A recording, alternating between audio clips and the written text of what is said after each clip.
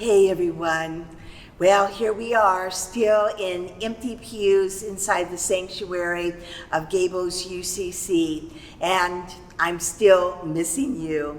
At the beginning of May, we announced that we would keep the church doors closed for public worship and public programs and events through May 31st. Well, we are on the cusp of the end of the month now, and so it's time to make another decision. And I just kind of want to have this conversation with you. I know it's kind of one-sided, but I thought it would be helpful for you to hear from me and some of our thinking here at the church. As I said, we stand on the cusp of this new month, and it is time to make another decision about reopening the church for public worship and programs and events. And let me assure you, there is nothing that I would love more than to open up those big, wide, heavy front doors and to welcome you all back in. But in conversation with our church council, our executive council primarily, our board of congregational life, which oversees our life as a church community and our worship and hospitality, along with our staff, a physician and attorney, we feel that the time is not yet to reopen our doors. There's just way too much confusing data and uncertainty and vulnerability to leave you, my beloved church family, in a situation that truly might be ultimately harmful. There are several things that I know about this congregation, even in the midst of our diversity and the many various ways that we individually think.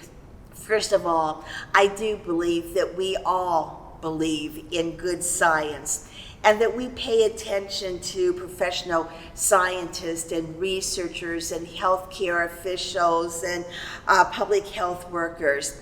And frankly, I have yet to hear anyone on a professional level say life is back to normal and is safe once again to go out willy-nilly. Second, we are respectful and caring of life. And in doing so, we want to be honorable and to care for one another compassionately, lovingly, and with much integrity. That may mean being separated, therefore, from one another for a bit longer. One other thing. Worship in a church building brings its own set of unique challenges.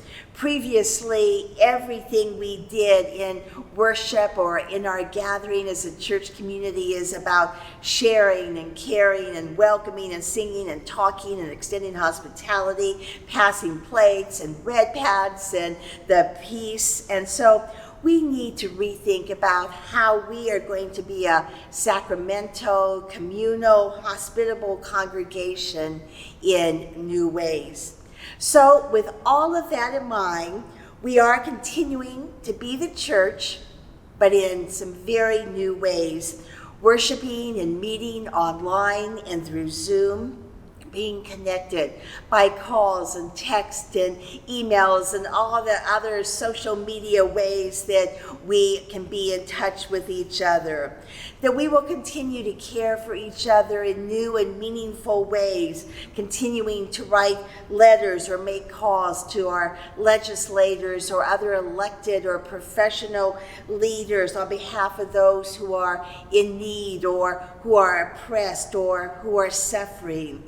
We will continue to share our compassionate funds with those in dire need of financial support and continuing to offer food from our food pantry, both our compassion fund and our food pantry. So many of you have kept us well stocked, and for that I am eternally grateful. I think the most important thing, friends, is that while the doors of the church are locked, the church itself is not closed.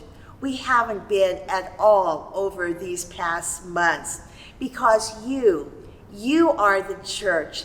out in the places where Jesus said that we should go. And every time we serve God, every time we love our neighbor, every time we take care of ourselves, we are being the church. You see, the church does not require a building in order to be a church. What is required is love and compassion and the presence of God. That being said, we do want you to come back. And perhaps if there is one thing that I'm most fearful of is that you will kind of begin to enjoy having brunch at your little table while you watch us in worship, or that you enjoy being together doing other things on Sunday mornings and will think twice about coming back. I think all pastors are having that fear. But I also think I know all of you well enough to say that you know we are about the community, and there is something so precious, so loving, so wonderful about our particular community, and that we do want to see each other. We do want to worship once again and to raise our voices loudly in praise and through hymns and thanksgiving. So I am trusting that we will someday be the public worship church again. In the meantime, the church council continues to meet every single week to think about and to plan for that time. Our board for congregational life continues to meet and to plan for when we regather. In fact, they are creating a document that we will share with all of you that talks about various phases and stages for re-entry. We may not come back to the sanctuary immediately. We may end up worshiping outdoors in the near future, or there will be other ways that we will worship that may or may not include singing or responsive readings or any of the other things that previously have made us the church. But they are working again with much integrity and meaning and thoughtfulness to make sure that each stage or phase that we go through will be safe and will protect each of you, because we do want you healthy and well.